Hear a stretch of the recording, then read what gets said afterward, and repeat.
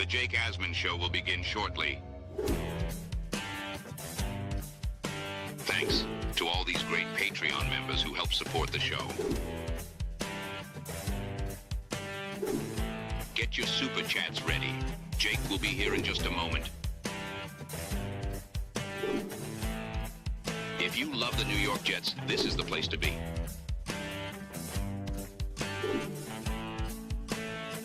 And now, the Jake Asman Show.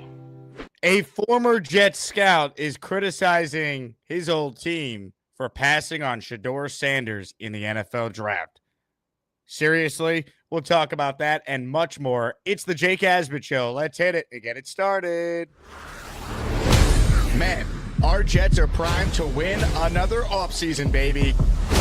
We bleed Jets green each and every day.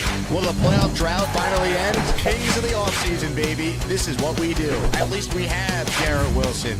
We have Breece Hall. Please subscribe and hit the like button below. Super chat, baby. Cut the line. We have Sauce Gardner.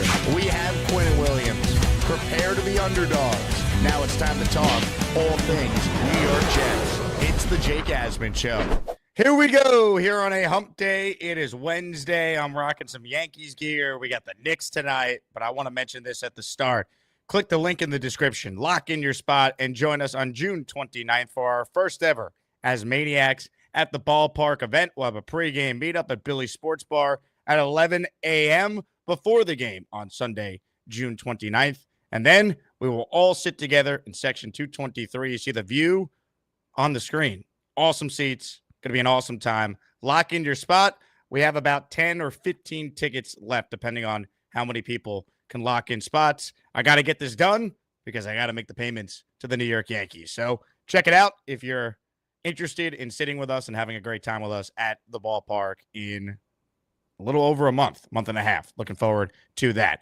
Let's talk about the state of the Jets. There's also some transactional news happening with other teams that I believe has some Jets ties that we will address. But we start with this. I was reading a piece on ESPN.com, Rich Cimini writing a story about the Jets draft and their commitment to Fields. And in the story, Cimini quotes a former Jets scout that said that Shedeur Sanders, projected by many as a first rounder, would have been a good fourth round value for any quarterback needy team. Quote, at that point, what do you have to lose? The scout said, claiming the potential reward outweighed the risk. I feel like criticizing the Jets for not taking Shedeur Sanders is so incredibly short-sighted, right? If the Jets took Shedeur Sanders, what do you think the reaction would be from the media? What do you think the reaction would have been? What are you doing? This guy's full of drama. You have Dion, who's going to be angling to get the head coaching job, undermining Aaron Glenn. He might say some critical things about Tanner Engstrand if the team's not winning. If Justin Fields doesn't play well, there's going to be pressure to go to Shedeur. We witnessed the same exact scenario with Tim Tebow and how it undermined Mark Sanchez. It totally zapped Sanchez of his confidence, I believe. It became a huge distraction for a Jet team that didn't need it. And that 2012 season that Tebow was here for was awful. The Jets were right to have not drafted Shedeur Sanders. Now, if you want to say they should have taken a quarterback on day 3, okay, I think that's fair. I certainly am one, knowing what we know now about Jordan Travis, and the Jets obviously knew he wasn't healthy at the time of the draft, would have been totally on board with using one of the day 3 picks on a QB. But you can't criticize just the Jets for this. The whole league passed on Shedeur Sanders multiple times. The juice is not worth the squeeze. And if you're the Jets and you're all in on trying to make Justin Fields be your guy, not just for this year, but for the foreseeable future, drafting Shedeur and allowing the potential for it to undermine Fields is just not smart. And I understand some will say, well, if Fields is going to get rattled by Shedeur backing him up, then he's not going to be the guy. I don't know if that's fair. Like, give yourself the best chance to find out what you have in Justin Fields if you made the decision to move on from Aaron Rodgers. And that's the biggest thing. If you were going to move on from Aaron Rodgers because Aaron Glenn wanted to be all about the Jets and not one player, right? You didn't get one question at any of the pressers last week that said, hey, so-and-so, what are your thoughts on being a teammate of Aaron Rodgers? Hey, Arian Smith, are you excited to catch passes from Aaron? Hey, Mason Taylor, your dad's a Hall of Famer. Are you excited to have a future Hall of Famer throw into you? Like, we didn't have any of those questions because Rodgers is not here, and that's what Aaron Glenn wants. And by the way, I hate to say this, but the credibility of any Jet scout right now with some of the drafts they've had, give me a break, right? Ex-Jet scout. The problem the Jets have had is a lot of people in that building have been there through multiple regimes that somehow have just survived. Different coaches and GMs. Hopefully, Darren Muji now has some time post-draft to sit down and evaluate what they're going to do with this front office in the scouting department, in the analytics department, because it needs to be overhauled. And the Jets have obviously made some meaningful change already with some of the hires they made. Patton, Spielman have already joined the front office, but there's a lot more work that needs to be done. But saying the Jets should have drafted Shedeur because, it's great value, I don't know about that. Not every team can handle the presence of Shedeur. He would have to go somewhere like Pittsburgh where you have the established coach in place.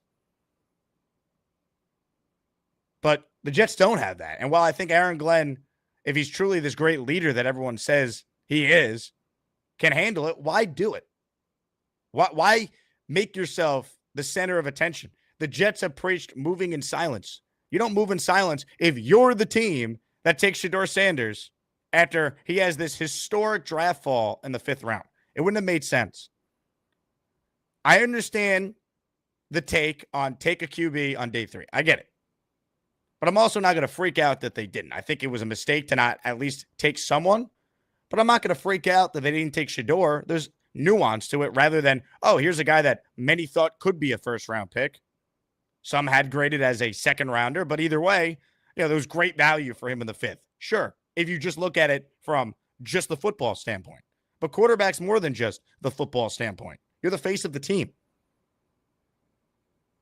There's a ton of attention that you're now factoring in for a football team that's trying to, quote, move in silence, according to the head coach. So I just don't think this is legitimate criticism. You can't take Shedeur Sanders if you're the Jets. A different team can. Right? I think Cleveland can, because what do they have to lose? Right? They don't have their long-term answer on the team. It's not Deshaun Watson. It's not Joe Flacco. It's not Kenny Pickett. Now, Cleveland's path to taking Sanders is pretty insane, considering they took a different quarterback in the 3rd round, but at least Shedeur is going to a spot where he gets a chance to compete. The Jets have already said it's your job, Justin Fields. So you want Justin Fields thinking about how there's a guy hovering over him? And the fan base, the first sign of any adversity is going to be clamoring for Shedeur. We went through this with Tebow. The first sign of any trouble with Sanchez in 2012, it's put in Tebow. And Tebow couldn't play. He couldn't throw. But I remember that season well. And I'm not saying Shedeur's a bad person. And Tim Tebow's not a bad person, obviously. In fact, he's probably one of the better humanitarians that's ever lived with the amount of charitable things that he's done. But it's not about that. It's about the attention, the hoopla, the pomp, the circumstance. And it's too big of a risk. And if Shedeur ends up being great, awesome. I don't think he'd ever be great with the Jets. I feel like the Jets did the right thing by not taking Shedeur. You want to say they should have taken someone else? Okay, I'll listen to that. I think it's fair. I wouldn't have done it till day 3, right? I think the 2nd and 3rd round picks were incredibly valuable for this team. They have a lot of holes to fill. They still do. But I think they addressed at least one of them on day 2 with tight end. And I think they got great value with A.Z. Thomas. But once again, every team in the league, including the team that ended up drafting Shedeur, passed on Sanders. And the Browns passed on him 5 different times before they finally took him. Right? They passed on him at 2, then they traded back, and they still passed on him, and then passed on him again, and took a different quarterback in the 3rd round. Then passed on him in the 4th round. And then finally took him in the 5th round. So, this to me is just ridiculous. Now, You want to say a different team should have taken Shedeur before he fell all the way to the 5th round? Fine. The Jets could not be that team. It would contradict everything Glenn has preached since he got here. Everything. Be hypocritical. And I don't think Aaron Glenn's a hypocrite. So I'm not surprised they didn't take him. In fact, I bet you the Jets didn't even have Shedeur on their draft board because of all these things we're outlining. I don't think it's a coincidence that we heard reports when I was at the Combine doing the show that the Jets inquired about the number 1 pick from Tennessee. Then, after that story came out, all this buzz about how the Jets, they want Justin Fields. They're going to sign him. And if you connect the dots, and I do this for a living, and you kind of have an idea on how certain stories get out, why they get out, which side is putting it out there, who's talking. If you follow the tea leaves, it feels like the Jets wanted the number 1 pick because they only viewed Cam Ward as a quarterback that was worth using a top first-round pick on. Once it became clear that either Tennessee was not ready to make a deal, was not going to make a deal, or the cost for the Jets was too extreme when they know, well, we're certainly impatient as fans. They're not because they know they're getting multiple years to fix this team. Aaron Glenn can win 4 games in 2025, 3 games even, and he's not getting fired. So he's not under the gun to get a quarterback like the team across town, the Giants were. They had to sign Russell Wilson and then double down with Jameis. And, oh, yeah, ownership's like, you need to get a young quarterback in here. So maybe they didn't love Jackson Dart, but you know what? They had no choice. Jets are not in that spot, even though the Jets have been a bigger dumpster fire than the Giants over the course of the last 15 years. And that's the difference. Giants haven't been great. They've been awful. But the Jets have been in a different level of ineptitude. Giants won a Super Bowl in 2011. That's when the Jet playoff drought started. Giants made the playoffs in 2016. In 2022. The Jets, obviously, only had 2015 where they finished with a winning record. Other than that, it's been awful. A couple 8-8s mixed in with 4-win seasons, a 2-win season, a 5-win season that was the most disappointing 5-win season you will ever experience as a fan this past year. We understand what the difference is. Giants won a playoff game with Daniel Jones. So they're covered differently. Sometimes I think it's ridiculous, but that's how it goes. It would have been an easier landing spot for them to take Shedeur than even the Jets, even though it's the same media market. But I think the Jets made the right decision here. Now, if Shedeur ends up being great, I tip my cap and say awesome. But I don't believe it would have worked when you've already committed the Fields and you gave him $30 million guaranteed. And you've said he's the guy, and we believe he's going to break out. We believe he could follow a similar path to what Sam Darnold did last year in Minnesota and what Baker did the last couple in Tampa. These are on the record comments from either Darren Muji or Aaron Glenn talking about Fields. So they believe in him. If they took Shedeur, that would contradict everything. And then what could we believe from this new regime? So I think it's the right move. If you're watching live right now, please hit the like button and subscribe to the channel. Our goal is to get to 50,000 subscribers. We have the best listeners in all of YouTube, in all of podcasting. So thank you to everyone who takes time to watch the show each and every day. We got rookie mini camp coming up on Friday. So we will certainly hear from some of the rookies and Aaron Glenn over the weekend. So I'm looking forward to that. Before we hit on a couple other topics, I want to remind people that you have just a few days left. Friday is our raffle. Your chance to win a full-sized Broadway Joe throwback helmet. Prize 1. Prize 2. Justin Fields. He's the quarterback, baby, for at least this year. Justin Fields autographed helmet. Joe Klecko autographed helmet. Aaron Glenn autographed photo. And Sauce Gardner autographed jersey are the 5 prizes we're giving away on the show on Friday. Comments, questions, super chats, they cut the line. Couple other things to address. So the Cowboys, they made a deal this morning. Cowboys trade for Steelers wide receiver George Pickens. Now, from a Jet standpoint, my first thought was, Alan Lazard, see you in Pittsburgh.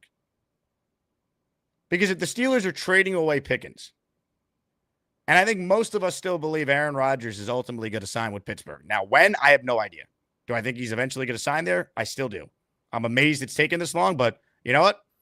It's Aaron Rodgers, so maybe we shouldn't be shocked. But I think he's going to play. And I believe Allen Lazard is now in play for the Steelers to acquire. Now, are the Jets getting a lot for Allen Lazard if they were to trade him? No. But Allen Lazard agreeing to the pay cut that he did makes that contract very movable, like incredibly movable. So you're not worried about the cap ramifications from either a Jet or Steeler perspective moving Lazard. Could you get a 6th-round pick for Lazard? Or maybe the deal is, hey, we're going to trade you our 6th. You give us your 5th, right? Like, could the Jets maybe move up around by swapping picks? Something like that. It's better than nothing. Now, some of you might say, just keep Lazard because our wide receivers stink and he's one of our better options. While true, I don't really care. You moved on from Aaron Rodgers. You moved on from all the players associated with Aaron Rodgers, all the coaches associated with Aaron Rodgers. We're going to keep Lazard around? I already saw what it looked like when Aaron Rodgers wasn't here throwing in the ball. He quit. He quit in the middle of the season. Robert Saleh, who never criticizes anyone, went out of his way at a press conference to actually criticize Allen Lazard. Said the quiet part out loud that he's going to be with the Jets for another year and a half at the time because that's when the guaranteed money in his contract would be up. Well, Saleh was wrong because so far Lazard's still on the Jets. But that's only because he redid his deal. So he's making like $3 million, if that. I got to check the exact specifics. Point is, he's movable. And if Pittsburgh wants him, so Rodgers is comfortable with his old buddy, then see if you can make a deal. See if Muji could get something for Lazard. You're not going to get a lot. You're not getting a 3rd-round pick like what George Pickens just went for. You're not probably going to get a 4th. You're probably not going to get a clean 5th.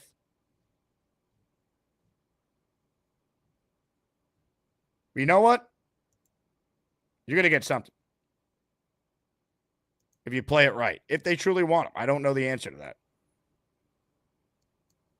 I do think ultimately it is a 50-50 proposition whether or not Lazard's on the Jets. I've never been convinced that he's just going to be here. Oh, but Jake, he's a good blocker. When they say someone's a good blocker, that means the guy stinks. You don't just keep someone because they can block at that position. I don't buy it. All right. One other thing I want to hit on real quick. Texans reportedly re-signed Foley Fatukasi. So there will not be a Foley reunion with the Jets. He was a guy out there that I thought would make some sense from a defensive tackle standpoint. They didn't address it in the draft. I thought Foley would be someone that, hey, you bring him in, good character dude, high effort guy, let him compete, he'd add to the room. Houston said, not so fast. We're bringing you back. So some of the other names to watch, Maurice Hurst, Jordan Phillips, Raquan Davis. I believe those defensive linemen, defensive tackles are still out there if the Jets are going to potentially add someone to that room next to Quinn Williams, which I believe they still should. So we'll see. If I'm the Jets, this has been talked about. We've been talking about this since the draft stream that we did after the Packers did what they did in the draft, taking a wide receiver. Can you get Romeo Doubs for a day 3 pick? Right? They have a lot of receivers. They're probably not going to sign them long term. Can you get them? That's maybe a name to watch. Unless the Jets want to do what I want them to do, which is sign Keenan Allen to a 1-year deal. Or Amari Cooper, who's still out there. Although there might be some health concerns with him, but Keenan Allen to me would make sense. Guy last year had 70 catches on a bad team. I think he could still contribute. Now, if he's washed, all right.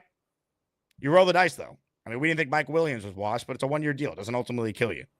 And you know what? The Jets actually turned that into a 5th-round pick, so is what it is. Comments, questions, super chats, cut the line. We will get to your super chats. We will get to your calls. Everything I just talked about from the ex-scout of the Jets, questioning them for passing on Shedeur, to the Pickens stuff involving Lazard now, to anything else on your mind, we will hit on. Today, we're being presented by my friends at Chubby's. Summer is right around the corner. Whether you need new shorts or you need new swim trunks, your go-to for both has to be Chubby's. For over a decade, we've been perfecting the perfect length, fit, and feel of shorts. We said no to shorts that fit weird, look weird, and smell weird. You know who you are. Our shorts make every weekday feel like the weekend. Why? Because every weekend is freedom and relaxation. Your thighs should get that 7 days a week. These are the shorts that changed shorts. Chubby's, proper length men's shorts. Let's go, baby. Use my promo code when you head to chubbyshorts.com. Listen real closely, all right? Get really close to the speaker. The promo code at chubbyshorts.com is Jake Asman. That's me, my name. chubbyshorts.com, 20% off when you use promo code Jake Asman. It will be the pinned comment down below. The link is already in the description, so check it out. Get 20% off Chubby's with code Jake Asman at chubbyshorts.com. Shout out to Chubby's for being a part of our show. Comments, questions, super chats, your calls coming up. Let's start it off with this from Dan, who says, sign Gabe Davis, another guy who's now out there seemingly. So Gabe Davis, to me, would make a little sense. He's played in the division before. Now, he was incredibly disappointing last year, but he has had some success. Certainly was overpaid the second he signed that deal, and it was a disaster last year in Jacksonville. But he's only 26. He just turned 26. We know the Jets don't like signing guys 30 or above unless your name is Josh Reynolds. Gabe Davis, to me, wouldn't be the worst idea in the world. Now, Gabe Davis's nickname is Big Game Gabe. Problem is, I don't know how many big games the Jets are going to be playing in this year, if they're as bad as what all the projections say. That said, I would take a flyer on Gabe Davis. I mean, he at least would add to the room. He'd add competition. So I don't hate that take. Big fella in the raffle for 5. Let's go, big fella. The freaking New York Jets. So we're built for this shit. Jets made the right move not getting Shedeur. There would be controversy once Fields is a bad game, and fans would be all over Glenn saying we need to bring in Dion. Glad we didn't take the bait. Also, thoughts on Pickens to Dallas. I mean, from a trade standpoint, I think Dallas made a smart move, but it just shows you how big of a head case was that they were in Pittsburgh ready just to get rid of Pickens, who's produced for just a third, right? Like production-wise, George Pickens probably should have fetched you at least a 2. Production-wise. But George Pickens, if you know anything about him, you question his effort at times. He's constantly getting into tussles with people. He's a bit of a hothead. Very good player. But this is a guy that obviously overstayed his welcome a bit. I mean, for a guy to have a season where he had 1,140 yards at age 22, and 2 years later, you're saying, see ya? That tells you all you need to know. So hopefully Brian Schottenheimer, our old friend, can police the locker room and keep him in line. But maybe he just needed a change of scenery, right? Stephon Diggs needed that in Buffalo, and eventually he wore himself out there. But you know what? For a while there, it was a great move by the Bills. They don't regret that deal. Sean is the first person today to gift a channel membership. Sean is in our raffle for 5. Let's go. We're the freaking New York Jets. So we're built for this shit. Thank you, Sean. The following 5 people are now channel members. Pay it forward if you can. Chris NJ75, Billy D78, Rob the God, 777, Mike Dems, Rob L, all receiving channel memberships. Appreciate you. Sean, good luck in the raffle. And we need some emoji ideas. I'd love a Chef Kevin emoji. I just don't know how to design one. So if someone wants to make a chef hat with a Jet logo on it or an Asmaniac logo on it for Chef Kev, I'd love to upload that, but I need Photoshop wizards to assist. David Atkins has gifted a channel membership. David, great to meet you at the draft party. Your membership went to listener Christopher Wheeler. So, Christopher, you thank David. David, good luck in the raffle. Dylan checks in. Dylan's going to join us this afternoon in his weekly, now Wednesday spot. Bonesy, I heard you're the lawyer representing the guy suing in the Shedeur draft slide case. Care to comment? Bonesy, no comment. Look, all I'm going to say about Bonesy is this. If you need a lawyer, you know who to call. Are you an actual lawyer or what, man? Yeah, I am a lawyer. If you in trouble with the law and you need a lawyer, you better call Bonesy. As maniacs unite when the beast is in trouble, so you better call Bonesy. Ignore the shoes behind him. Those are law books. Those are law books.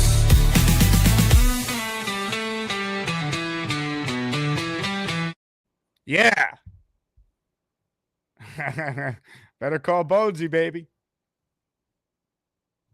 Comments, questions, super chats, cut the line to the GustBuster hotline we go, where standing by is Scotty Mayhem. What's up, Scotty? Jake, I love this show so much because of the way you break down, really thinking through the Shedeur Sanders, stupidity, which made no sense for this regime. It would be totally hypocritical based on the Aaron Rodgers, decision, which a lot of us questioned at the time. But I give credit to AG and Muji. They've been entirely consistent throughout this.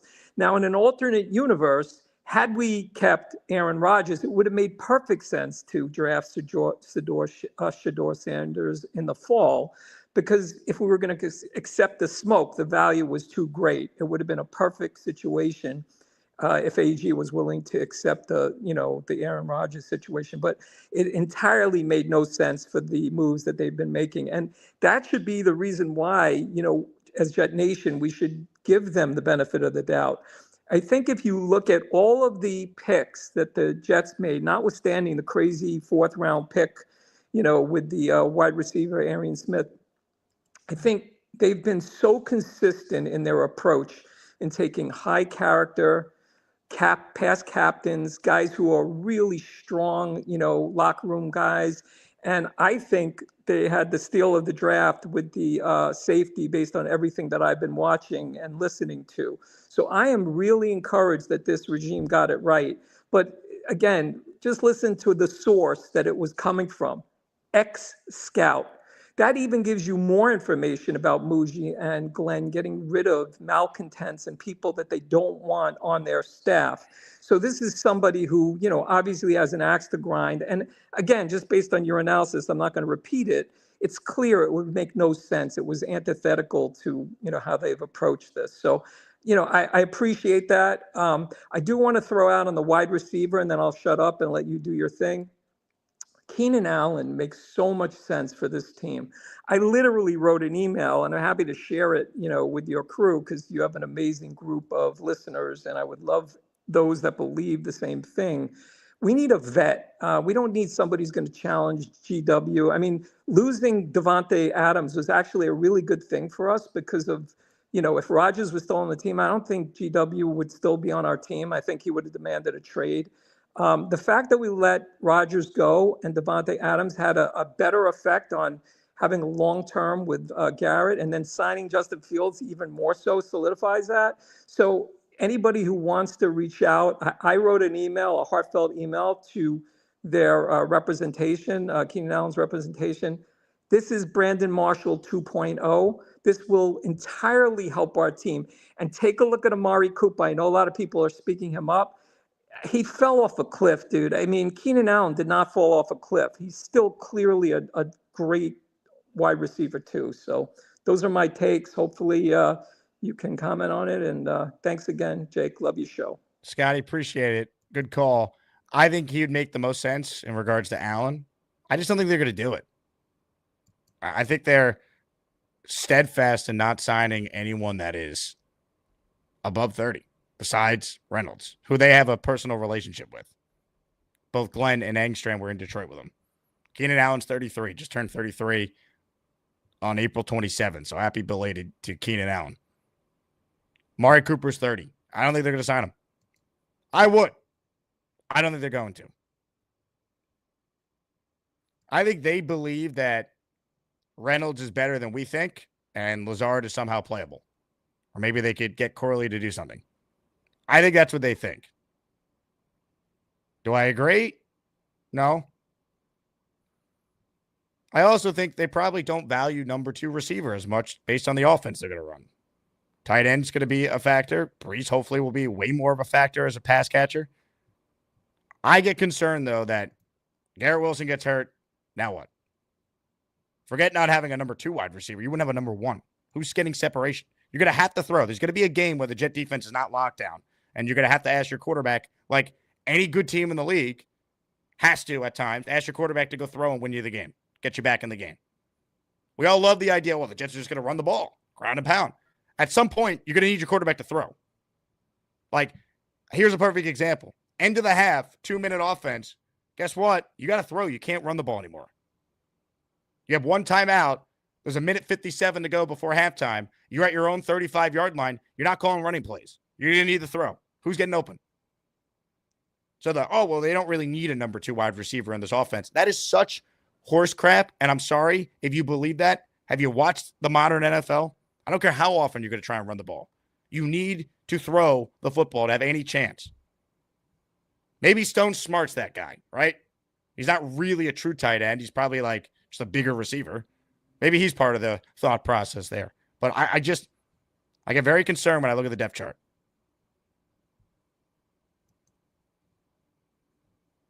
Manny P, who was at our draft party. See that picture of him and Fireman Ed? Damn, I have good eyesight, huh? Manny P is in our raffle. 4, 5, let's go. We're the freaking New York Jets, so we're built for this shit.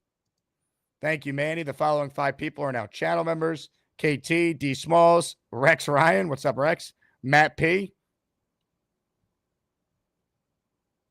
All receiving a channel membership. But wait, there's more. Darth Crypto checking in, gifting a channel membership. Thank you, Darth. Appreciate you. Crypto's membership went to the great Will M. That's our buddy Will Monahan, one of the more talented listeners we have. Kashmir says, these Shedeur groupies getting out of pocket. Ladies and gentlemen, do we have a new term, the Shedeur groupies? Look, I don't want to knock Shedeur as like a player in regards to the fact that he obviously should not have fell to the 5th round if it's just about football. But it's not. That's the point. That's why you can't just say, oh, what's the risk? At that point, who cares? No, man, there's a culture you're trying to set. And the culture you're trying to set after you moved on from Aaron Rodgers should not include Deion Sanders' kid, who immediately becomes the Jets center of the universe again, like Rodgers was, but at least Rodgers is a Hall of Famer, one of the best quarterbacks ever. Shedeur's never thrown a pass as a pro. Unless you say, well, college players are now pro because he probably made about $6 or $7 million in school, which that's another thing I think you now got to question, which is all college athletes that come from big schools who probably made a lot of money in NIL. Do they have that fire and desire, that drive, knowing that they've been living pretty good the last few years? Now they get to the NFL, and sure, you get more money, but in some cases, maybe you don't. Right? I bet you Will Howard would have made more at Ohio State if he had more eligibility to come back for a year than he would as a 6th-round pick, which is where he ended up going, to Pittsburgh. So the game is now different in that regards, too. You got to make sure you're drafting guys that truly love football. Because football is hard, man. You're putting your body on the line. You got to love it. A lot of these guys can get by just on their sheer talent. Then you get to the pros, and sometimes you can just be so stupid talented you can be great. But the all-time greats are the crazy talents who then have the crazy maniacal work ethic. Craig Wilton. Craig in Australia. Craig, till at least tomorrow in New York City, has gifted 5 channel memberships. I will be meeting Craig and his lovely wife, Mrs. Craig, for lunch today. And Craig is already gifting 5 memberships before we even sat down. It's the ASMANIAC membership raffle. For every membership gifted, you receive 1 ticket entered in the raffle to win epic prizes. Epic is right. D-Mac, Joe Santamarina, Johnny Danks, Tony D. Filippo, TVs, Mark Francis, all receiving channel memberships. Craig, you're the man. Man with a rake with a super chat. Am I the only one who likes Brandon Smith on the practice squad? You might be one of the few. I mean, I know he had that nice catch in the preseason game last year, I remember. I think Martinez was the one who threw him the ball. But, I mean, he's on the practice squad. You can't bank on him. Could someone remind me who the other quarterback was the Jets had in the preseason? It was Adrian Martinez, and then who was the other guy? I was thinking about this. Raymond Nagy with $2 and just says 10.00, which I have no idea what that means. So this is a joke. It went over my head. Comments, questions, super chats. They cut the line.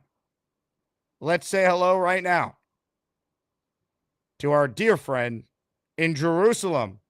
Jason's on the line. He's next. Hello, Jason. Hey, Jake, what's up? What's going on, Jason? I'm looking it up on one of the Andrew Peasley was the quarterback. Yes, thank you. Thank you. That's why I wasn't paying attention. Yeah, Peasley. I think credit needs to be given here to one other person here for not drafting Shedeur, and that's finally the Johnsons for staying out. Because if they drafted him, everybody would say, look, Woody's meddling in. They're trying to sell jerseys. And the same exact thing with Tebow. And if you looked at that video after the Browns drafted Shedeur, Kevin Stefanski had this look on his face of, what are you doing to me? Yeah, I mean, they did not look like a unified war room when that pick was made. The war was in the room. That's right. I mean, they passed on him 6 times. So, yeah, obviously there was not a clear consensus. Oh, I mean, you draft somebody in the 6th round and just, doesn't mean that you passed on him all that up. They didn't like him earlier. You just thought it was a better spot. But you've drafted a QB in the 3rd round. You're not drafting one in the 5th round unless something has just blown up. Or unless an owner got involved and said, just take him enough. He's too good of a value here. We were considering him at 2. Let's take him. And considering, was it Haslam in Cleveland? He's definitely the type to do that. Yeah, I mean, Haslam gives Woody Johnson a run for his money as far as bad owners in the NFL. Very true. Thank God we haven't had the quarterback list that they had or the head coach lists. Yeah, but you know what? Who gives Hugh Jackson his 2nd year after going 0-16? I get it, but you know what? The Browns have actually made the playoffs and won a playoff game over the last couple of years. Like, they screwed up with Baker, and the Deshaun thing has been a debacle, but Kevin Stefanski has proven he can coach. If Kevin Stefanski, I was hoping he was going to get fired so the Jets could hire him. Like, that would have been I wanted Vrabel as my number 1, but Vrabel's a defensive-minded guy. Now, he has experience on offense. He's hired 2 OCs that became head coaches, so I think he would have been fine. But if you remember, Stefanski was the guy I was hoping would get fired so the Jets could hire him to be their coach. Right. Just remember, though, the Browns, if you remember correctly at the time, there was a playoff game of the 49ers versus the Vikings. And that was Salah's defense versus Stefanski's offense. And the Browns were going to hire whichever one lost that game. If the Vikings won that game, they were hiring Salah as their new head coach. Vikings lost, so they went with Stefanski. That was the word when they had that playoff game that year, if you remember correctly. I don't even remember that. And that was a year before Salah ended up becoming a head coach? Yeah. Yeah. Because they went to the Super Bowl that year. That was the first Niners versus the Chiefs. Yeah. Garoppolo is the quarterback. Look, ultimately, it's unfortunate that Stefanski wasn't available for the Jets. He would have made a lot of sense. I want to talk about something else that I've been seeing a lot. And, to use the word, this is the epitome for me of chutzpah. The idea that draft picks are asking for retired numbers to be unretired for them. I mean, like, who are you? Who are you, Abdul Carter, to say, Phil Simms, give me your jersey? To even ask or make that request. Like, how dare you? You have somebody who's beloved by the franchise, who's earned it. It's one thing when Rodgers and Namath, because Rodgers has earned it and is going to be a Hall of Famer. And I think Rodgers did the smart move by saying, I'm going to wear a different number, even though Namath was willing to give it to him. But when you have a guy who's coming new to a franchise, especially somebody who has not done nothing in the league, you got to earn your stripes. And to come out and say, I want this number. Now, I don't know if you remember this, because this one really pissed me off. When Messier went to the Canucks, Number 11 was unofficially retired by the Canucks because they had a guy who died at 29 from brain cancer. He was one of the few players who died while he was in the league. And his family was pissed as hell. Now, the Canucks basically said, okay, here you go, Messier. We're doting to you and we want to have you, so take the number. But numbers are retired for reasons, either as a tribute to the player or, because of something that happened to him or because of all the goodwill and, his stats for the team and what he's done for the team. I mean, how would you feel if something gave number 2, they gave Jeter to somebody in the Yankees? Yeah, it would never happen. But to your point, I agree. They should not put the player in the spot where the player has to say, no, don't take my number and look like the bad guy, right? Like the team should say the number's retired. We're not issuing it unless there's like rare examples. Like I understood Warren Moon allowing Cam Ward to wear number 1 because Warren Moon, his career was in Houston as a Houston Oiler. He has no connection to the Tennessee Titans. So that makes sense to me. Like Warren Moon, number 1, Houston Oiler is different than Tennessee Titan number 1. So I understood that. But right, I don't think you should ever put the player in a position to have to wear, to have to give up their number. I just think it's unfair to the player. It's unfair to the players' families too. Because a lot of times the player is dead and it's their families having to make the decision. Yeah, but even look at history. Barry Bonds goes to San Francisco. He changes his number. Ken Griffey Jr. goes to Cincy and gives up 24 because 24 is retired because of Tony Perez, and he goes to number 30, his dad's old number. I mean, these guys knew what it meant. And especially for a guy just out of college, you're right. It should never get the player should never ask for it. Correct. The team should educate him and say, no, this is what we do for our players. How would you feel if your number got retired and then some no-name came and said, I want it? And it should never get that way. Well, Abdul Carter asking for LT's number is ridiculous. The fact that he thought, and like also, if you're Abdul Carter, why would you even want Lawrence Taylor's number? Because if you're a great player, make it your own. Don't share the number with the greatest defensive football player ever. Totally.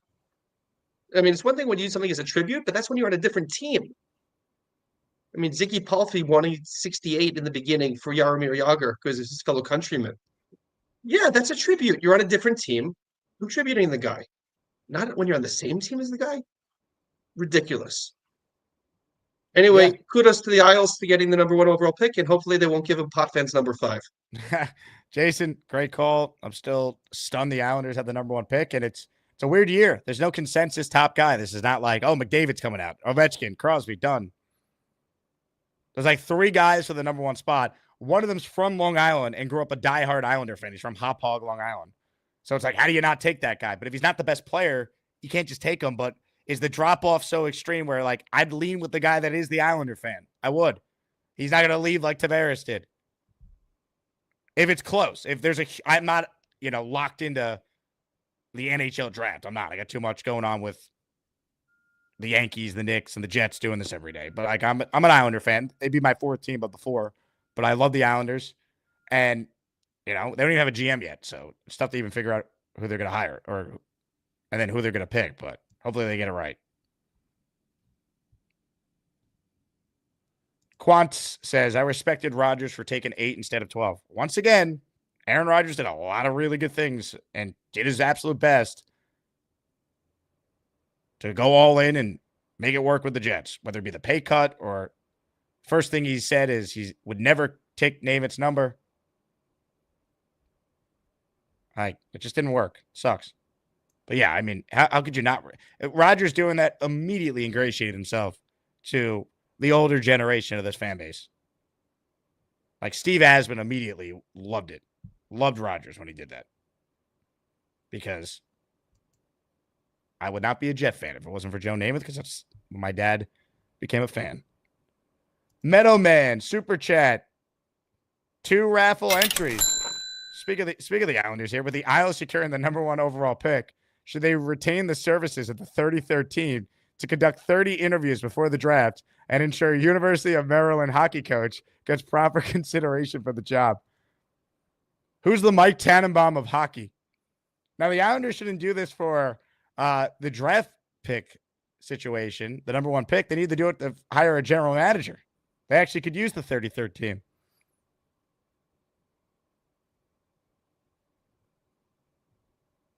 Boomtown is a hockey guy. He says it's all studs at the top. So you're telling me, Boom, the Islanders are in good shape no matter what they do? I hope you're right. Reminder, Super Chats continue to cut the line. And we have our raffle coming up. Ricky NY writes in, Jets need to retire number 68. Well, they have to do number 80 first, Ricky, because Corvette's a homegrown Jet. Now, I agree with you. Mawai is certainly deserving. He's in the Hall of Fame. It's not like the Jets have this litany of Hall of Fame players. But I think if you're going to retire 68, you got to retire 80 first. And the Jets, here's the thing. The Jets have issued number 68. They don't issue number 80. But Corvette's number is technically not retired. I always thought it was until I did that raffle giveaway a month ago. Retired numbers. And Corbett technically is not retired. But it's not issued. It's like the Yankees with Paul O'Neill for all those years, and they finally retired it. LaTroy Hawkins wore number 21, first time it was issued since Paul O'Neill, and the fans were booing him. So he got rid of the number. No one's worn it since, and now no one will ever wear it because the Yankees retired it a few years ago, which should have been done a while ago.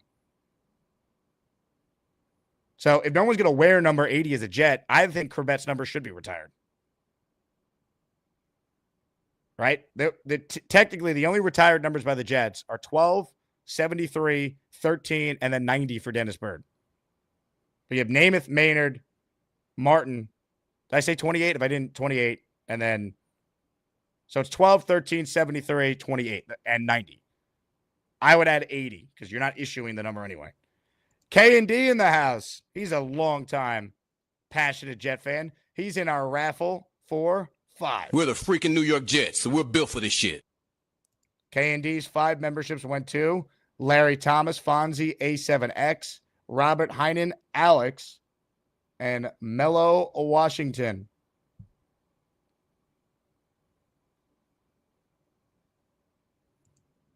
And look, I think if you're a Jet fan around my age, you could argue 74 should have been retired for Mangold. And DeBrickashaw has a case too with 60. But I think Mangold was the better overall player and was more of a beloved figure because of the personality, the hair, all that. Mangold, friend of the show. But they've issued 74. And look, Olu's wearing 74 right now, and we love Olu. Hopefully he makes 74. You know, there's great lineage of Jet offensive linemen the same way that, you know, Dallas has number 88 as like their thing for their great receivers.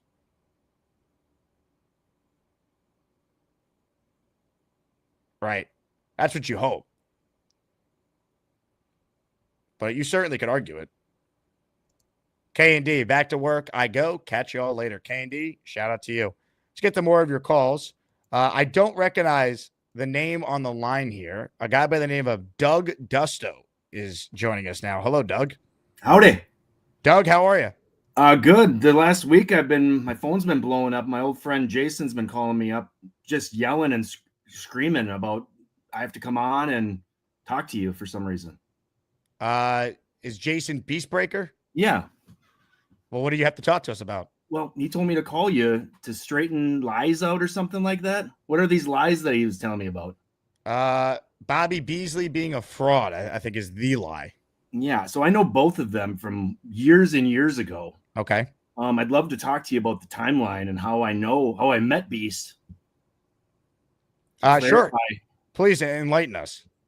So back in like 2010, I used to work for a wrestling company down in Chicago called AAW, right? I was in the back of the room. I was selling memorabilia, DVDs, VHS back in the day.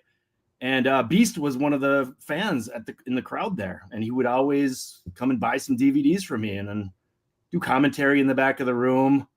There's more on that later. So that's how I get to know Beast. Okay. And then Beasley, I met him probably I thought I met him in like 2011. But once I met him up here in Milwaukee, I'm from Milwaukee. He said, hey, Dustin, or Doug Dusto. He goes, hey, Doug, did you know we actually met back in 2010? And I said, no.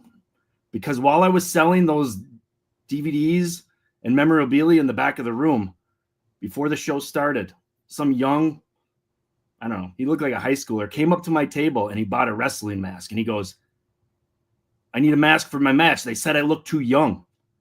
I sold the kid a mask, whatever, didn't think nothing of it. A year later in Milwaukee, he came up to me. He's like, do you remember me? I was the kid who bought the wrestling mask from you in Chicago. So, yeah, that same day, Beast walked in. They didn't know. I didn't know either of them. They're all separate people. And, yeah, so that's putting it together. They were both in the same room at the same time back in 2010 at AAW in Chicago. Interesting. So what is your take on Beastbreaker's just rage against Beasley? I have no idea. I didn't know they had a hatred for each other till years later when Beast found me on Facebook and added me. And then this group chat, and the rest is history. Now they're calling you a fraud in the comments right now, that you're a bad actor. Would you like to respond, Doug Dusto? No. I mean, I can give you a little more insight to Meet and Beast back in 2011 or 10. Yeah, what was 2010 Beastbreaker like? Listen to this. This is great. This is why I fell in love with him early on. He would come to these wrestling shows, and he was just, I don't know, he might have showed up with somebody, but he was doing the commentary for the wrestling show in the back of the room by me, like calling the match Gorilla Monsoon style. He's more of a Joey Styles. He's a one-man show. But he would call it, and I kind of like egged him on a little bit, like, yeah, keep going, man. That's great. And I said, you know what you need? You need a headset with a microphone. And I think that was the straw that broke the camel's back with the fans at the wrestling show and the promoter, because he was later asked to leave and not show back up again. Was he ever an official wrestling announcer in any capacity, though? I don't know. He talks about it. I wasn't, I just knew him as the guy who did do commentary. I don't know the back workings of with the promoter, but he was later, like he lasted a couple years and then he did stop showing up. So Tom Ace writes in. So this feud stems from two wrestling fans that once met in a room at a show 15 years ago. Do we have that right? I think so. Yeah. Cause they were both at AAW. One was like a green, like rookie wrestler who needed a mask from me, and I sold it to him. And one was a super fan who would buy VHS and DVDs from me. Joining us right now on the GustBuster hotline is none other than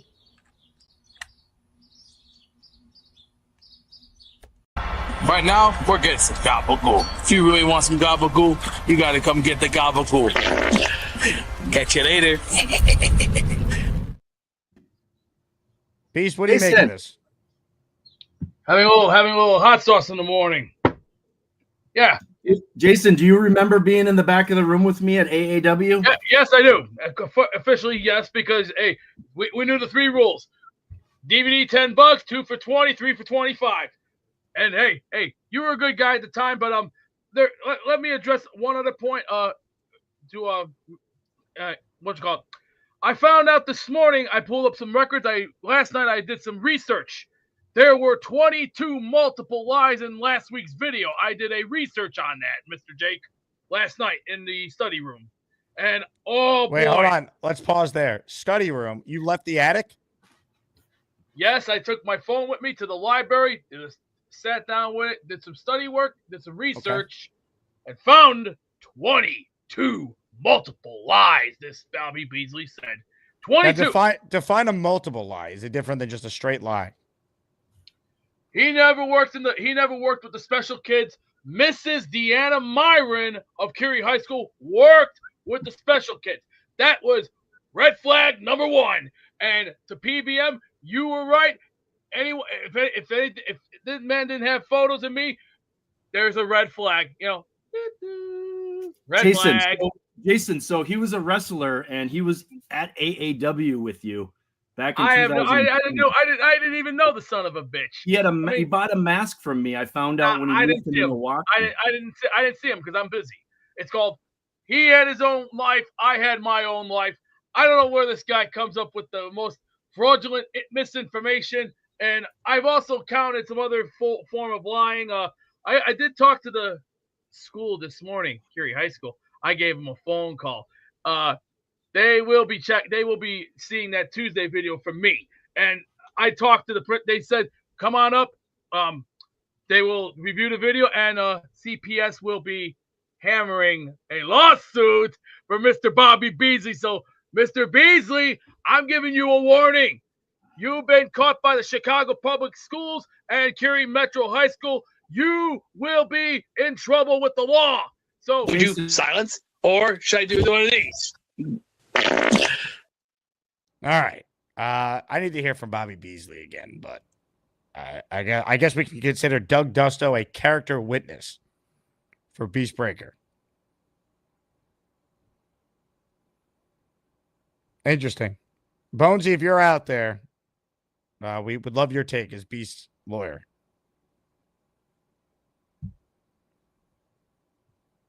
Mark says, how do we never end up getting any real answers? Are you new around here? David says, Jake, form a subcommittee, Congressman Briga.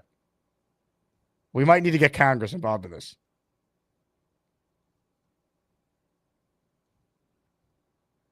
Mimosa says, I wish I had his free time.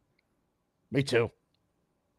Pat McAfee's tank top says, Beast's study room, a.k.a. his bathroom.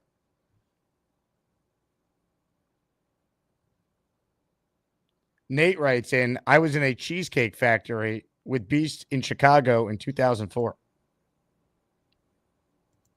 Beast, is this true? Hold on 1 second. I don't know this guy Nate, but there is a red alert. There is a red alert. Bobby Beasley's guinea pig. That's Bobby Beasley, all right. You want to sound the alarm? Come here, you son.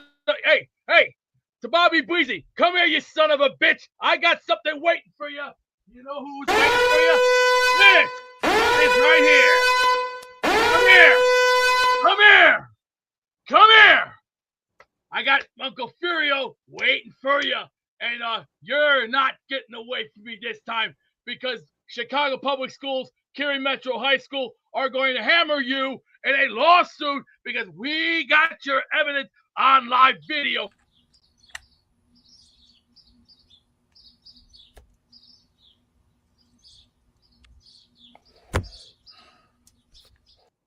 All right. That call took a turn. More of your calls. Please hit the like button if you haven't. We're about an hour in, so we still got some time left in our show. We're back with Dylan Terraman this afternoon, so stay tuned for that. If you tuned in late, we opened with the comments made to ESPN by an ex-Jets scout saying the Jets should have taken Shedeur Sanders starting in the 4th round. So go back to the beginning of the show if you want my thoughts on that and much more. Right now, we say hello to one of our longest regulars on the show. He always brings a unique perspective.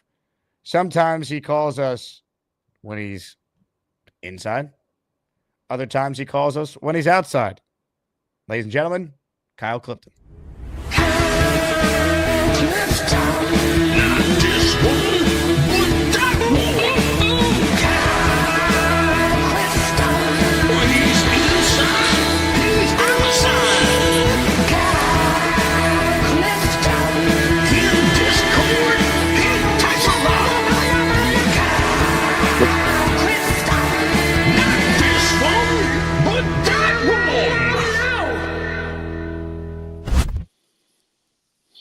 I'm not going to lie.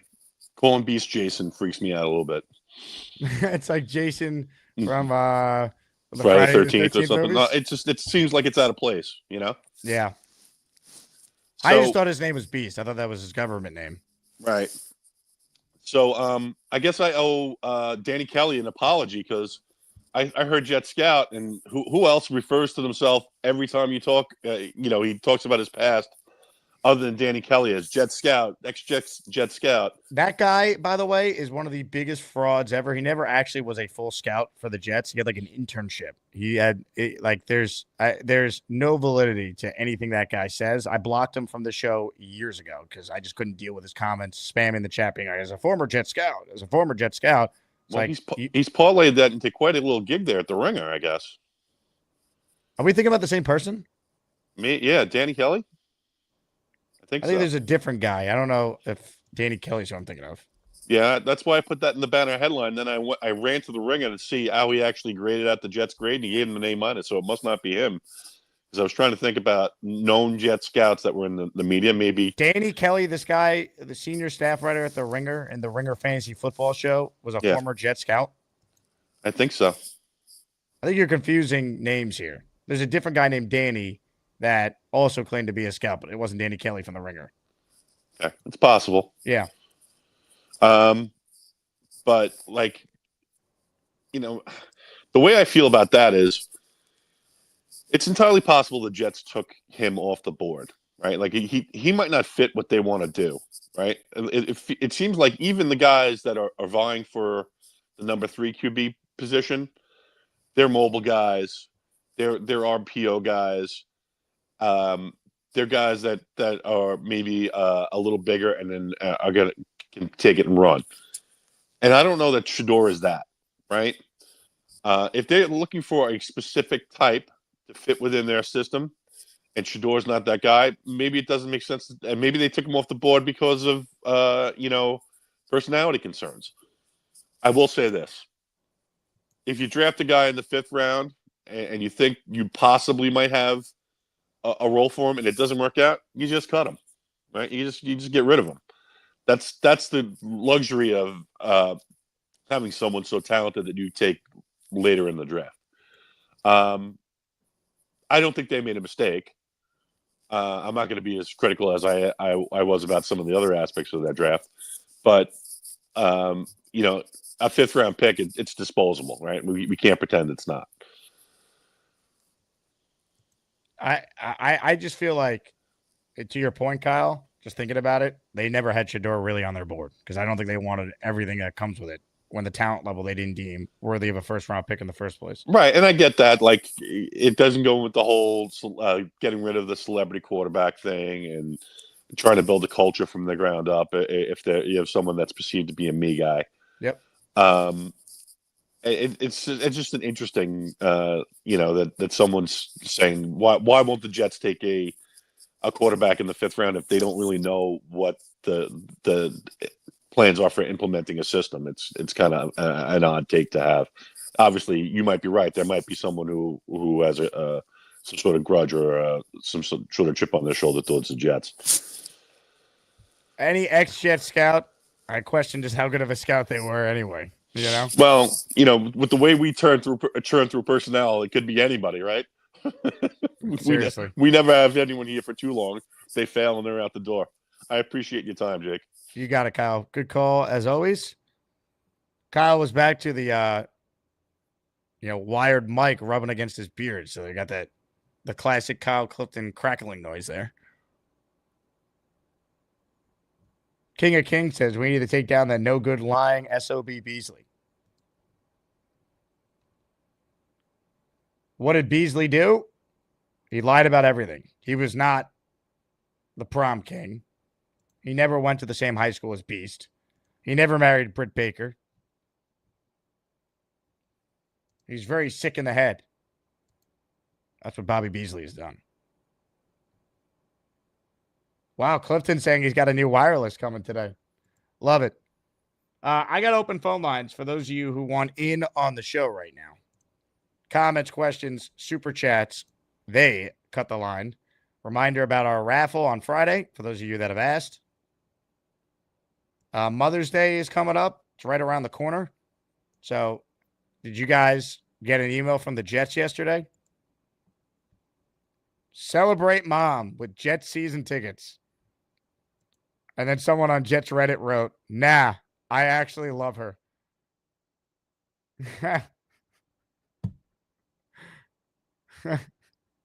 God. Celebrate mom by taking her to the hell that is MetLife Stadium to watch the New York Jets. God. If we don't laugh, we'll cry. I am excited for next Wednesday, though. We get the schedule. Give me Carolina, 1 p.m., week 1. Do I think that's going to happen? No. Do I think the Jets are going to play the Steelers in primetime week 1? I still do. Do I want a lot of Sunday at 1 o'clock games? Yes, I do. We've had enough primetime the last 2 years. I was so excited originally for it, but I don't think any good can come from it.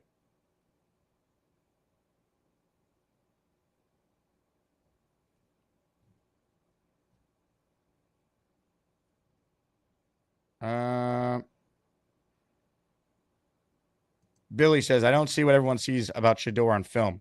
He's not an NFL quarterback. I think he's an NFL quarterback. I don't know if his upside is ever, top 10 in the league. I think in like a perfect situation, he could be solid. Like, I think he's got good toughness. Throws an accurate ball. His arm strength is good. It's not great, but it's good enough. I think he's like Kirk Cousins, Andy Dalton. Like, guys that could have long careers as starters in the league. He's not a top 10 pick, though. That's the whole point. Then you factor in all the other stuff, how he interviewed, his dad, all the attention. And now you see how he slides.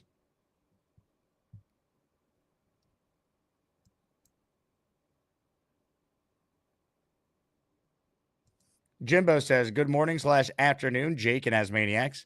Been watching, not typing the last couple days. Had to unfortunately put my dog down this weekend. Show's been getting me through. F sideshow Shedeur Circus. Jimbo, very sorry to hear that about your dog. Oh, that's tough. But we're thinking about you, man, and cherish those memories. Sorry to hear that. Sorry for your loss. Ricky says, Jake, the only ex-Jet scout I care about is Aaron Glenn. Amen, Ricky. Amen. You know, it's funny. This was just sent to me. I obtained video of Aaron Glenn apparently firing this ex-Jet scout that ripped the Jets for not taking Shedeur. You get the fuck out. See ya.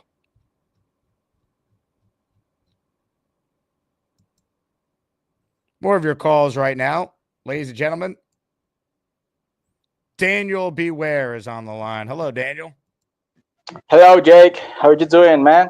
What's going on, Daniel? How's Mexico today? It's pretty sunny. There's no clouds. It's a beautiful day here. Beautiful I've taken day more for calls from Israel and Mexico. I've taken more calls on this show from outside the country than I have from the actual state of New York. Yes, I know. Today I had the opportunity to see Jason and Craig. I think he's in Australia. Say it again. We lost you for a second, Daniel. Oh yeah, I saw Jason earlier in the morning. And what is the name of this Jets fan that lives in Australia? That it is right now in New York. Craig. Yep. Craig. Yeah, it's Craig. Yeah, I saw them, and you're actually pretty true about it. You have more international calls today than any other day. Hey, So- Daniel, do me a favor. Call back without the headphones on because it's affecting your audio. Just use your normal computer microphone. Don't even use the headphones. The wired headphones, people, they suck the vast majority of the time. So you're better off not using them. Dan writes in, Jake, nervous about tonight. I'm not nervous, but I don't expect the Knicks to win tonight. Now, I didn't expect them to win game 1 when they were down 20 in the third quarter. But people are going to say, oh, house money, you got the split. And that's true. You did. But get greedy, man. Indiana got greedy last night. I mean, Donovan Mitchell almost willed them to a victory without 3 key players. But Indiana said, we're not giving you this game. Who cares? We're going to take advantage. They found a way. What Halliburton did was insane. He's had some playoff run, even though he might be a big douche. But I'm not nervous. I think it's still going to be a long series. I think the Knicks can play a lot better than they played in game 1. I also think Boston will shoot a lot better from 3 than they did in game 1 because you can't be any worse. They probably don't take the same volume of threes, but they'll hit a higher clip. So they need more from Cat tonight. They cannot get in foul trouble with him. You know, can Deuce give him another boost off the bench? I thought that was huge. I think Bridge is going to have to continue on both ends to do what he's done, and OG's going to have to continue to step up. He's probably their second best player right now. So these NBA playoffs in the second round have been nuts. The road team, the underdog, is 5-0. And how about last night? The Warriors lose Steph Curry in the first half, and they still win the game. And it was never really close. They cruised.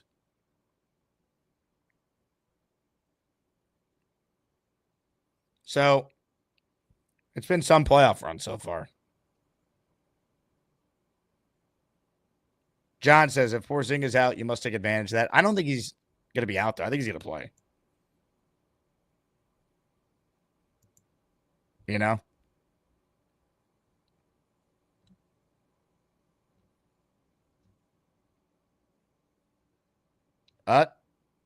Dallas Goedert was due $14 million in cash from the Eagles prior to the renegotiated deal. His new deal is for $10 million cash, with a chance to earn $1 million more via incentives. So Dallas Goedert will not be a Jet. I mean, we knew that once they took Mason Taylor, but the Eagles and Goddard renegotiated his contract. So they said, hey, we'll keep you, but you got to take less. And they did.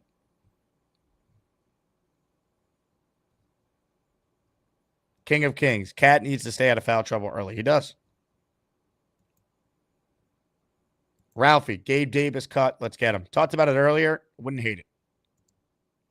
Yeah, and he's 26, so he fits the age of the type of player the Jets would be comfortable bringing in. Let's go back to Daniel, see if we hear him a little better this time. What's up, Daniel? What's up, Jake? Does it sound better? Let's see. I mean, we hear you. It was a little crackly, but it could just be the web browser. But go ahead. We got you. Make your points, Daniel. You're good. Okay. Well, going back to the thoughts that I want to share for the audience today, it is if we have a winning team, like, for example, 13-4, I will trade a quarterback the next year because we will have a situation where the Jets has not been in a lot of time. That is having a good starting quarterback and also having a prospect that you can develop under the, in this case, Justin Fields play style and stuff like that. So the prospect will have time to develop without the pressure of the media, and we can secure the future of the franchise with a good prepared quarterback that can deal with the pressure and environment. So I want to ask you, in this next year's draft, is there any possibility that a good prospect, probably like this guy Manning or some like him, will be available? Well, let me say this. You said if the Jets go 13-4, they should draft a quarterback because they need to get their long-term answer. If they go 13-4, one, that'd be a record for the amount of wins they've ever had in a regular season. So that ain't happening. And two, if that does happen, though, or even if, let's say, they go 10-7, in all likelihood, Justin Fields played well enough to do that you would keep him because he is your guy long-term, hopefully. He's only 26. So you wouldn't draft a quarterback. You'd have your quarterback. Same thing what happened with Baker Mayfield and the Bucs.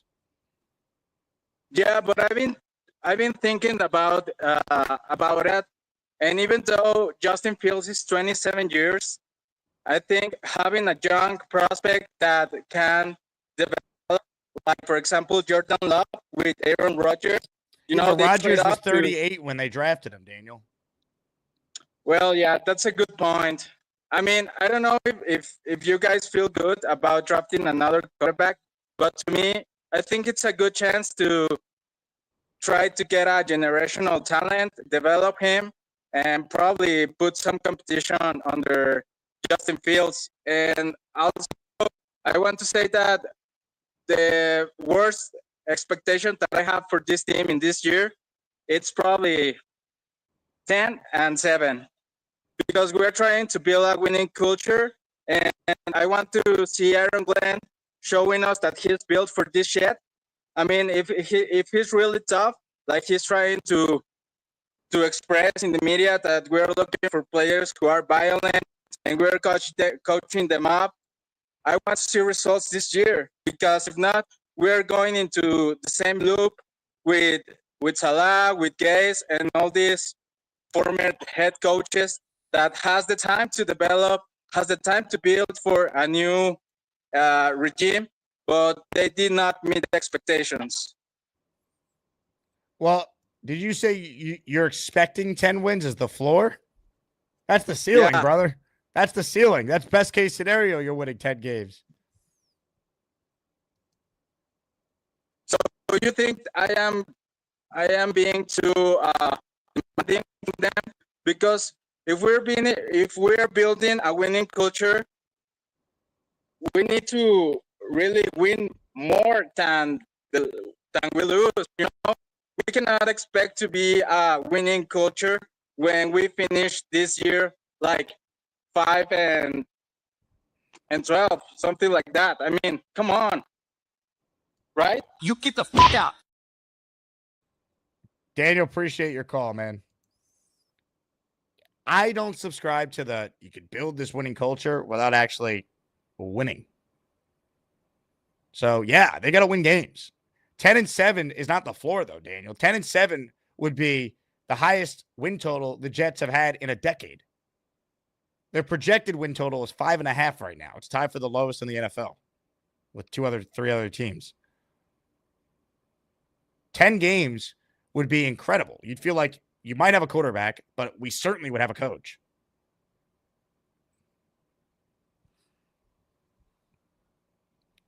They got to win games to change the culture, though. I completely agree with you there. But if they go 10-7, you wouldn't draft a quarterback unless you're only going 10-7 in spite of Fields. You go 9-8, you sneak into the playoffs, but then you're like, Fields is good, but he's not our guy. We're going to take a quarterback, and that guy will sit behind Fields till he's ready for a year. That you could do. Right? You could build it that way, where you're adding to the quarterback room next year in the first round. Maybe you're picking in the teens, and Fields under contract for next season, right? Because he signed a 2-year deal. He's the bridge until that quarterback you just took in the first round in 2026 is ready to play. That I could see. Tyrod Taylor gets Buffalo to the playoffs. They trade up for Josh Allen the next offseason. Alex Smith gets them to the playoffs. In Kansas City multiple times. Guess what? They go out there and then trade up for Patrick Mahomes. Like, we've seen this. It happens. The Ravens were a playoff team with Flacco. Traded back into round 1 to get Lamar Jackson. That's the path to it.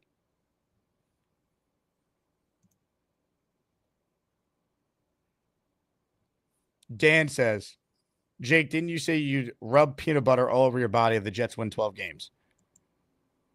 That's possibly something I've said. I would do it. I'll say it right now. Sure, I'm in. And I'm allergic to peanut butter, which is why this is a reference. Jets win 12 games, I'll rub peanut butter all over my body. I'm in. They've only won 12 games once in their history.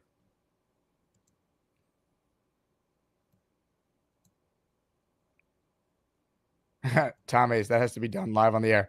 Tom, we'll do it on the postgame show after the 12th win. Now, regular season only. All right. 12-5 in the regular season. They can't go like 10-7 and, win 2 playoff games. At that point, maybe I would do it anyway, but regular season, 12 wins.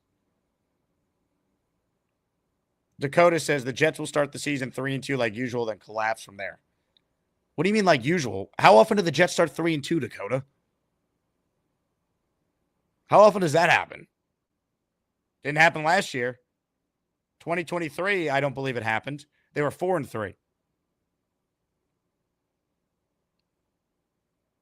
Remember, they were 3-3, and then they won when they beat the Eagles in 2023 and then came out of the bye and won that disgusting game against the Giants to get the 4-3.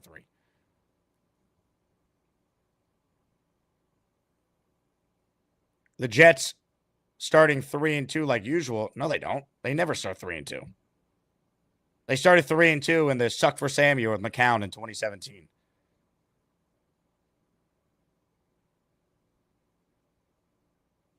Were they 3-2 in 2022? I mean, they were 1-1, 1-2 after they lost to the Bengals. I guess they were 3-2 when they went on that winning streak to get to 6-3 at one point.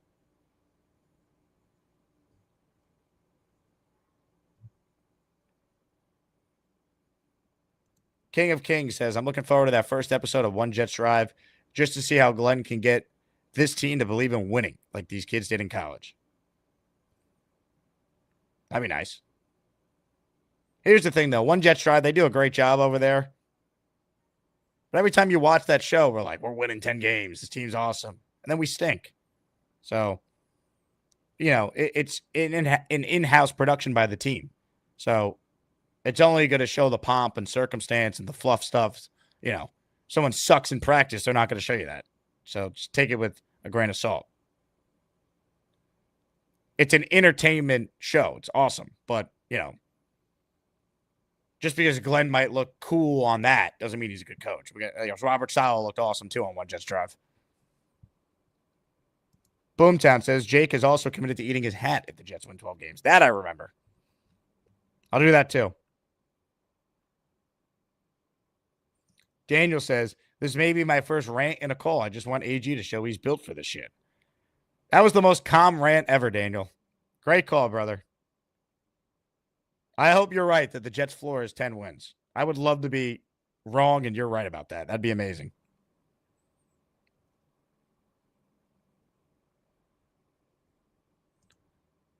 Mike says, when are the Jets going to get a new scouting staff? Well, they've started, but I would expect some announcements over the next couple of months. Luppy says, everyone's talking about wide receiver justifiably, but how are we stopping the run? Better coaching. They believe in some of the guys they signed that we don't look at as any good. They feel differently. Maybe they like Leonard Taylor. Maybe they still will add someone at some point. I think it's a fair concern, Luppy.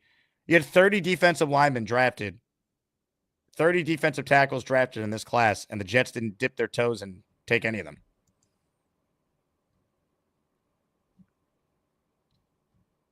I think that was a mistake.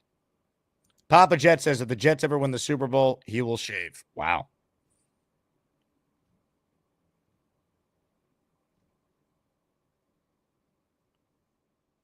Luppy says, Jake, I hope you don't have any nut allergy. Luppy, I am allergic to tree nuts, peanuts, D's nuts, all of it. Like EpiPen stuff. Hey, shout out to Jordan Hirsch. She tried to murder me in second grade. It was her birthday. So she brought in birthday cookies. I had one. Next thing I know, I'm being rushed to the nurse's office. Needed the EpiPen shot because my throat would have closed and I would have died in second grade without it, apparently. So Jordan Hirsch, all these years later, she tried to kill me that day. Well, guess what, Jordan? I'm still standing. So nice try. But shout out to Jordan Hirsch, one of the greats, other than the time she almost tried to kill me. And because she didn't, this show continues. More of your calls coming up. JR Jet writes in, have you mentioned the Dobbs rumors? I talked about it. I'd trade a day 3 pick. They're not really rumors. It's people just saying, oh, Green Bay's got a lot of receivers. Can you get one of them for a day 3 pick? I would do it.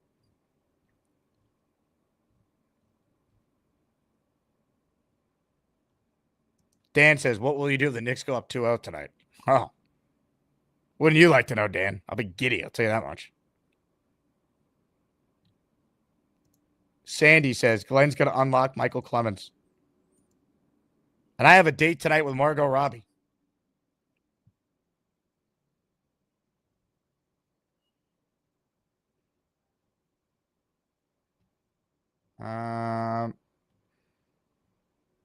Jets Carpetbagger writes in. Are you allergic to cashews, pistachios, or hazelnuts too? Can you eat Nutella? Can't have any of it. All of it. I have a lot of allergies. I have a shellfish allergy, so I can't have lobster, shrimp. Very sad. I lived in Texas for 6 years. In Houston, crawfish is huge. Could never have it. So, can't have any of that. I also have what I think is technically called oral allergy syndrome, which means I can't have certain fruits that are from trees. No apples, bananas, plums, peaches. Brutal. And I love food. Matthew says having lobster would be worth the EpiPen shot. And so they say. That honestly, I'm more upset about my shellfish allergy than I am the nut allergy. The nut allergy, like whatever. But I love sushi. It's one of my favorite foods. I love salmon. I love tuna. And I can't have it. I can't have the full arsenal of sushi. Sucks. Papa Jet, no wonder you're skinny. Well, I got to make sure I work out every day, Papa Jet. Otherwise, I'd be so fat. Nate, how do you not die every time you leave your apartment? It's really not as much as you guys think. I can't have shellfish, but I still can have sushi when people go get sushi. How often am I around peanut butter? Like, I'm not in school anymore. I don't need peanut butter and jelly for lunch anymore.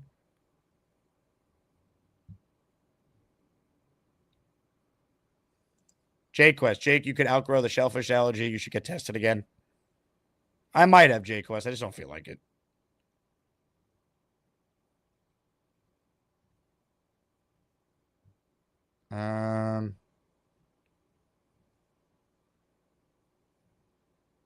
Jay says, what happened to Sydney Sweeney? I mean, I wouldn't turn her down either, Jay. Matthew says, the worst news of the offseason is that Jay can't have Uncrustables. Tom A says, what if you walk past the Nuts for Nuts stand? I did last night at the Yankee game, Tom. I'm alive, baby. I'm alive.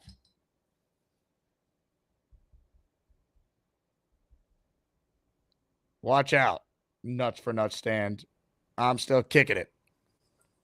All right, last chance to get your comment read. I have lunch with Craig and Mrs. Craig. Grab your boomerangs, baby. All super chats go towards the Craig Lunch Fund. Hey, Craig's doing me a real solid. One of our great listeners, also in Australia, in our most recent raffle, guy named Hirsch, he won a signed Jermaine Johnson jersey. So rather than me shipping it from New York City to Australia, Craig was willing to bring it with him back to Australia and send it on my behalf. And I won't say on the air until after this lunch what I got Craig for his gift, but I think he's going to be excited. Kyle writes in, here's some cash for your date with Margot. Probably got to take a girl like that to at least graze papaya.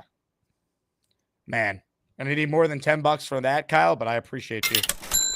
This will go towards the Craig lunch instead. Alan says, what's worse, Jake's nut allergy or my chocolate allergy? Alan, a chocolate allergy is worse than a nut allergy. I love chocolate. Like, okay, I can't have, peanut butter M&Ms. Boo-hoo, I can have regular M&Ms. Oh, no, I can't put nuts on my ice cream. Great, I can have regular chocolate ice cream. That sucks. You can't have a candy bar, a chocolate or a chocolate brownie.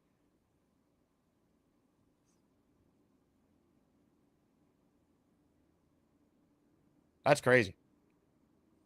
Mimosa says, what about when you fly? Can peanuts be in the air? Yes, I could be. So it's not like a deathly allergic allergy, like I guess how some of you are taking it. I could be, someone could have peanut butter and I could be sitting right next to them and I'm fine. I just can't personally have it.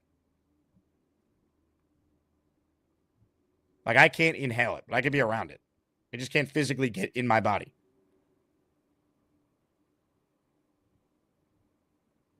If I had more time, I'd run it up the poll. Which allergy is worse, a nut allergy or a chocolate allergy? I think a chocolate allergy is way worse.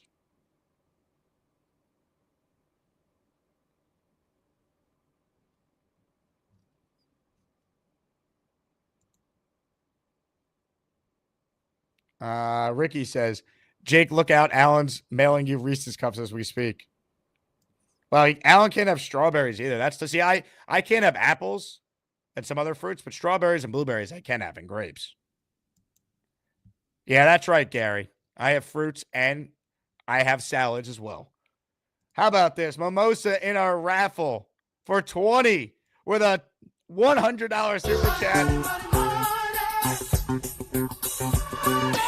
She writes in, get a round of drinks on me, Jake. Tell Craig and Mrs. Craig hi. Mimosa, we will get a round on you at this fantastic lunch coming up. Shout out to Mimosa. Thank you, Mimosa, for your generosity and tremendous support of the Jake Asman Show. Luppy says, I'm allergic to losing and the Jets are killing me. Luppy, let's be real. If you were actually allergic to losing, you would have been dead years ago. Being a Jet fan. This season would have actually killed you. Tom A says, we need a Jake Asman Memorial 5K fun run race for the cure for peanut allergy awareness.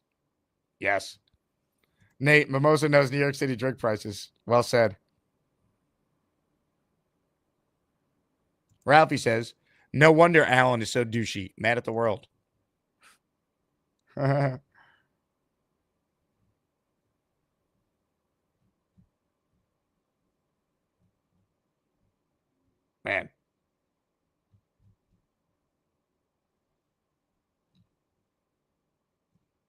That's tough.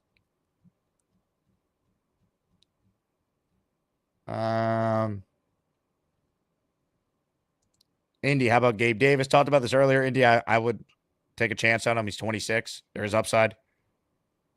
Yo, Holmes. Jake also allergic to Jets winning seasons. Yep. That I am.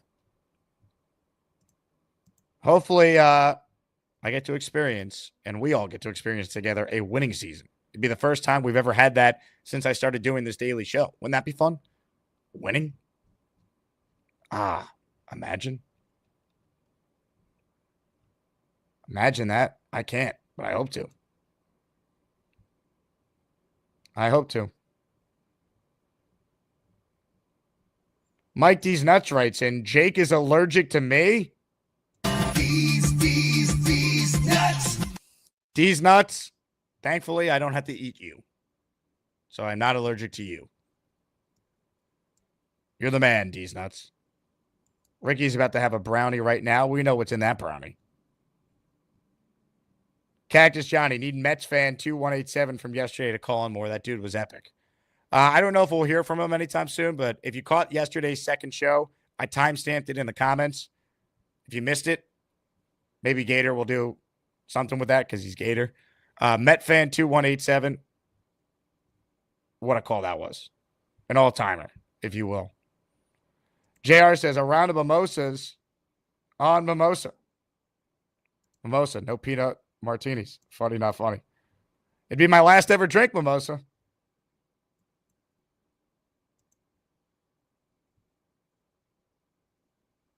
Dixon says, so when Jake goes out, he has to tell the server about his allergies. I really don't unless I'm going to a place where they ask for it. I just say shellfish and nuts. It's easy.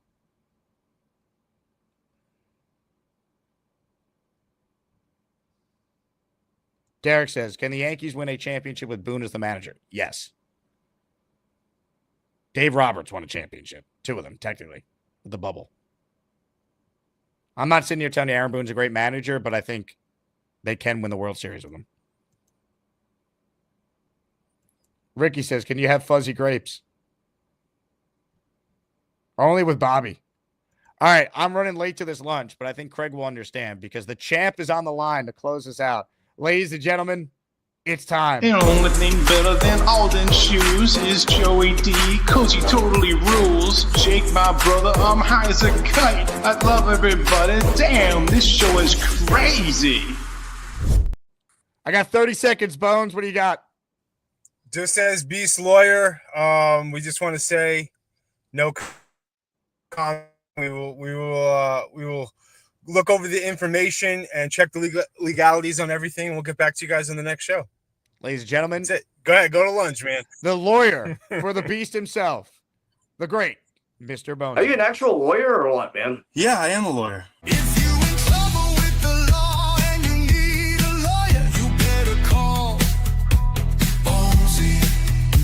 Asmaniacs unite when the beast is in trouble, so you better call Bonesy. Ignore the shoes behind him. Those are law books. Those are law books.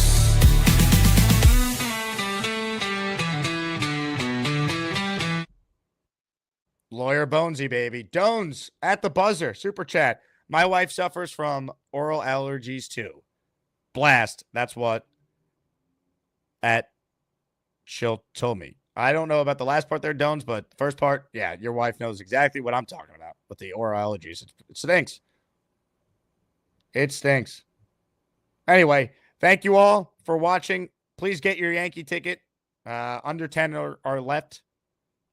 So come join us if you want to have a blast in the Bronx with us. Again, thank you all for watching. We're back. We will be back, I should say, at 4 p.m. today. It's going to be crazy. It's going to be wild. It's going to be magical. And I look forward to it. In honor of seeing Craig for lunch, I end the show with this. Ladies and gentlemen, let's head to Times Square. Where standing by is a good friend of the show, Nate, Nate. Hello, Nate. Guys, how we doing? How we doing? Nate, how are you? Just got on. I kind of missed the beginning of it. How we doing? Yo, buddy, watch it. Whoa. Oh, he took one. Oh my goodness. You all right? You all right? Watch where you're fucking going, mate. man. Wait, hang on. I know you. We're here in Times Square with Craig live. Don't worry, Matt. I know you took the bait. I know you thought I took him out again. Don't worry. It was a different guy. Mrs. Craig has her heart in her throat right now. Someone did try to help. Someone leaned over to try to help Craig and thought I really took this man out because I did come on the pedestrian walkway. I apologize, all pedestrians. We're on our way over to the Mets game.